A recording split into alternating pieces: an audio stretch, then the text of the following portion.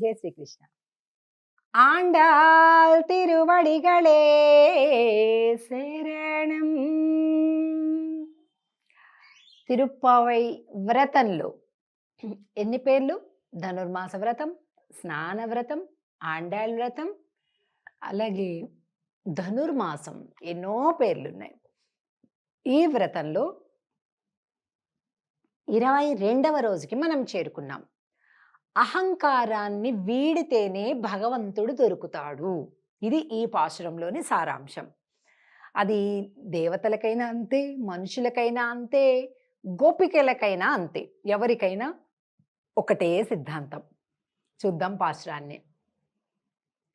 అంకణ్ మా జ్ఞాలత్ அரசர் அபிமான பங்கமாய் வந்து நின் பள்ளி கட்டில் கீழே செங்கமிருப்பார் போல் வந்து தலை பெய்தோம் கிங்கிணி வாய் செய்த தாமரை பூ போலே செங்கண் சிரிச்சிறிதே எம்மேல் விஜயாவோ.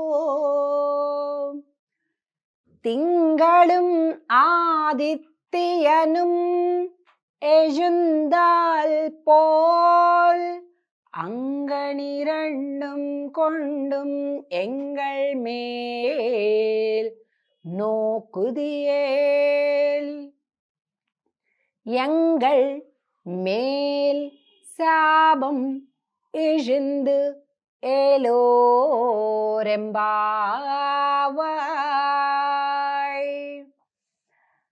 స్వామి ఏం కోరుకొని వచ్చారు, ఏం కోరుకొని వచ్చారు అంటారు. మాకేం కావాలి స్వామి?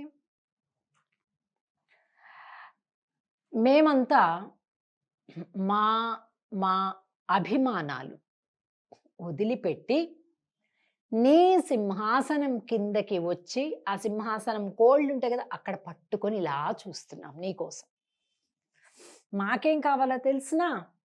అంకణ్ మాజ్ఞాలత్ అరశర అభిమాన భంగమాయ్. ఎవరికైనా కూడా అభిమానం అంటే నేనింతటి వాడిని అనేది ఉన్నది అంటే ఇక భగవంతుడు దూరం అయిపోతాడు. స్వామి మహామహా చక్రవర్తులే ఇంత భూభాగం నాది, అంత భూభాగం నాది, ఇంత రాజ్యం నాది, ఇది నాది, అది నాది అనేటటువంటి అలాంటి మహామహా చక్రవర్తులే తమకంటూ ఏమీ లేదు నీ ముందు అని ఓడిపోయి నీ శరణు జొచ్చిన వాళ్లే కదా స్వామి. செங்கம் இருப்பார் போల్ వంద తలై పెయ్దోం.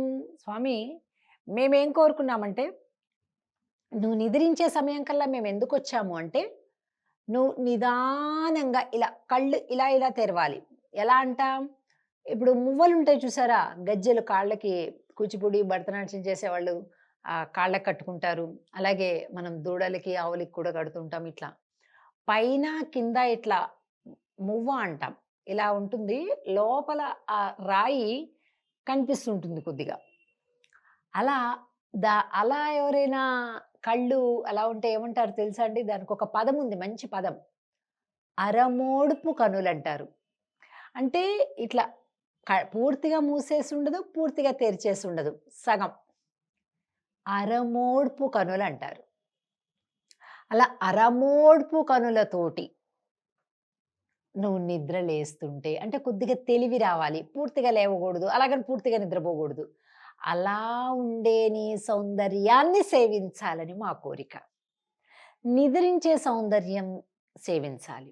నిద్రపోయేటప్పుడు మహా అందంగా ఉన్నాడు స్వామి. కొద్దిగా తెలివి వచ్చాక అరమోడ్పు కనులతో ఉన్నప్పుడు మళ్ళా అందంగా. ఆ అందం వేరు, ఈ అందం వేరు. మళ్ళీ తిరిగి లేచి ఒళ్ళు వీర్చుకుంటుంటే ఉండే అందం, ఆ తర్వాత కాలు తీసి నేల మీద పెడుతుంటే అందం, ఆ తర్వాత లేచి నిలబడితే అందం, ఆ తర్వాత నడుస్తుంటే అందం, ఏమ్మా అని ప్రేమగా పలకరిస్తుంటే ఉండే ఆ చూపులోని అందం. అన్ని అందాలే భగవంతుడివి. అందుకే కదండీ స్వామి శ్రీకృష్ణ అధరం మధురం హసితం మధురం వదనం మధురం మధురాధిపతేరఖిలం మధురం అని. ఏం చూసినా మధురమే. ఒక కలకండ గనక ఎటువైపు చూసినా తియ్యగా ఎలా ఉంటుందో అలాగనమాట. అలాగనమాట. అలా స్వామి యొక్క సౌందర్యాన్ని సేవించటానికి ఈళ్ళందరూ కూడా ఆరాటపడుతున్నారు. ఎలా చెప్తున్నారు స్వామి? కింగిణి ఎలా పడితే అలా లేవకు స్వామి. కింగిణి వాయ్ தாமரை பூ போலே செங்கண் சிரிச்சிறிதே ఎమ్మేల్ విజయావో. సెంకణ్ ఎర్రని నేత్రాలు. ఎరుపు దేనికి ప్రతీక? వాత్సల్యానికి ప్రతీక. అలాంటి వాత్సల్యం అంటే ఏంటంటే బిడ్డల మీద తల్లిదండ్రులకు ఉండే ప్రేమని వాత్సల్యము అంటారు. సో మా మీద నీకున్నటువంటి ప్రేమ అంటే వాత్సల్యం అని అర్థం. సెమ్ కణ్ సిరిచ్చిడదే ఎమ్మేల్ విజయావో. ఒక్కసారి నీ వాత్సల్యపూరితమైనటువంటి నేత్ర కాంతి మా పైన ప్రసరింప చేయవా అంటే, ఒకసారి మా కళ్ళి చూడవా అని అడుగుతున్నారనమాట. తింగళం ఏమిటట స్వామి నేత్రాలంటే మామూలు విషయమా కాదు. తింగళం ఆదిత్యను ఎజుందాల్ పోల్. సూర్యుడు చంద్రుడు రెండిటిని నీ యొక్క నేత్రములుగా కలిగిన తండ్రి అని చెప్తున్నారు. మొదటి పాసురంలో ఒకసారి చెప్పింది ఇదే. కదిర్మదియంబోల్ ముగత్తాన్ అంటూ సూర్యచంద్రుడును నేత్రాలుగా కలిగిన తండ్రి అని అక్కడ చెప్పారు ఒకటో పాసురంలో ఆండాళ్ తల్లి. మళ్ళీ ఈ పాసురంలో తింగళం ఆదిత్య, తింగళం అంటే చంద్రుడు, ஆதித்தியனும் எழுந்தால் போல் அங்கணி ரெண்டும் கொண்டும் எங்கள் மேல் நோக்குதியேல் எங்கள் மேல் சாபம் இழுந்து ఏలోరెంబావాయ్.